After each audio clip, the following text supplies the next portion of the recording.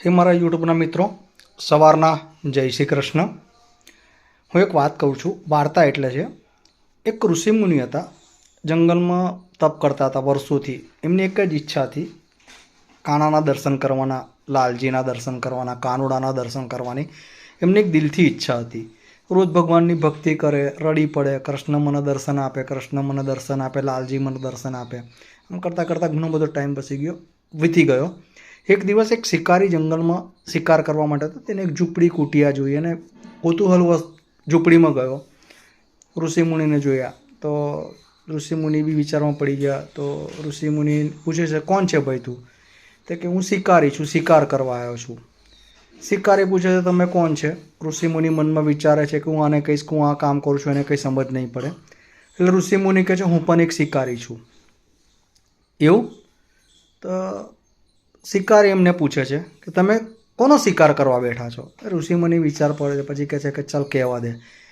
તે કે હું કૃષ્ણનો શિકાર કરવા બેઠો છું। તે કે એ કેવા લાગે છે? તે કે શ્યામ વર્ણના છે, મોરપૂંછ લગાવેલું છે, મુગટ લગાવેલો છે, સુંદર વાંસળી છે, ફૂલની માળા પહેરેલી છે, મોઢા પર ઝળહળતું તેજ છે, મસ્ત વાંસળી વગાડતા વગાડતા ફરતા હોય છે, બધાને મન મોહી લેતા હોય છે, એમનો ચહેરો મનમોહક હોય છે, સુંદર વાંઠી સુંદર કાંઠીનો એ સ્વરૂપ છે, એને જોઈને ભલભલા એનામાં ભક્તિમય થઈ જાય છે। આવું એનું વર્ણન શિકારી જોડે કરે છે। શિકારી કહે છે, કંઈ વાંધો નહીં મહારાજ, સોગંદ ખાઉં છું, જ્યાં સુધી હું તમારો શિકાર પકડું નહીં ને ત્યાં સુધી અન્ન જળનો હું ત્યાગ કરું છું। આમ કરીને શિકારી ત્યાંથી નીકળી જાય છે, જંગલમાં ઝાડ બિછાઈ દે છે અને ઝાડ પર ચડી જાય છે અને પ્રોમિસ કરી નાખે છે, પોતાની જાત જોડે વચન લઈ દે છે કે જ્યાં સુધી હું સંતનો શિકાર પકડું નહીં ત્યાં સુધી અન્ન જળનો ગ્રહણ નહીં કરું। બેસી રહે છે, 1 દિવસ 2 દિવસ 3 દિવસ થઈ જાય છે। કૃષ્ણ ભગવાનને દયા આવી જાય છે કે સાચા મનનો ભક્ત છે, લાઈ મને જવા દે। વાંસળી વગાડતા વગાડતા આજે શિકારી ચમકી જાય છે કે 100% પેલા સંતનો શિકાર આવી ગયો।